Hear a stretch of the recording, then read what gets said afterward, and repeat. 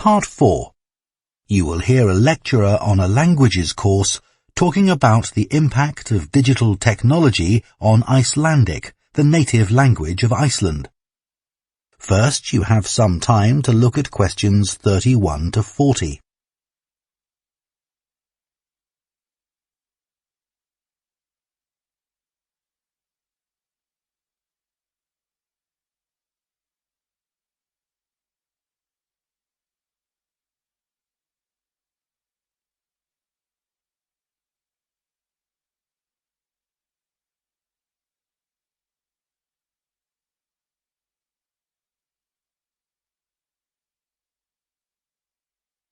Now listen carefully and answer questions 31 to 40.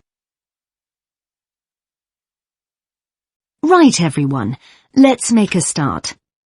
Over the past few sessions, we've been considering the reasons why some world languages are in decline.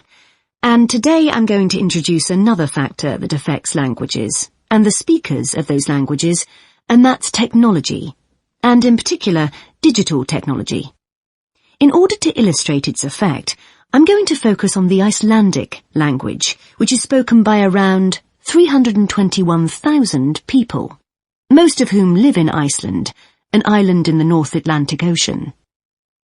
The problem for this language is not the number of speakers, even though this number is small, nor is it about losing words to other languages, such as English.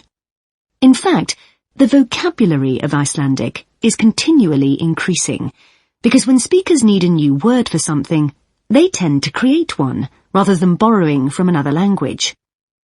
All this makes Icelandic quite a special language. It's changed very little in the past millennium, yet it can handle 21st century concepts related to the use of computers and digital technology. Take, for example, the word for web browser.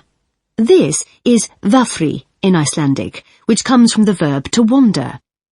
I can't think of a more appropriate term because that's exactly what you do mentally when you browse the internet. Then there's an Icelandic word for podcast, which is too hard to pronounce, and so on.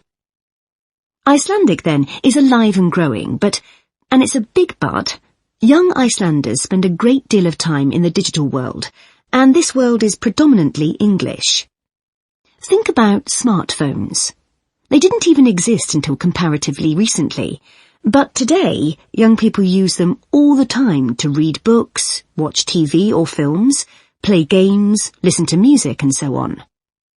Obviously, this is a good thing in many respects because it promotes their bilingual skills, but the extent of the influence of English in the virtual world is staggering, and it's all happening really fast.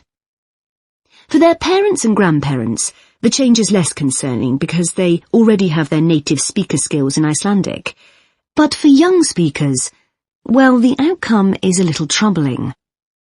For example, teachers have found that playground conversations in Icelandic secondary schools can be conducted entirely in English, while teachers of much younger children have reported situations where their classes find it easier to say what is in a picture using English rather than Icelandic.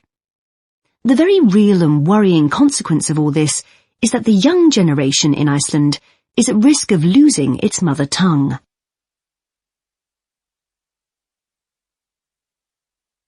Of course, this is happening to other European languages too.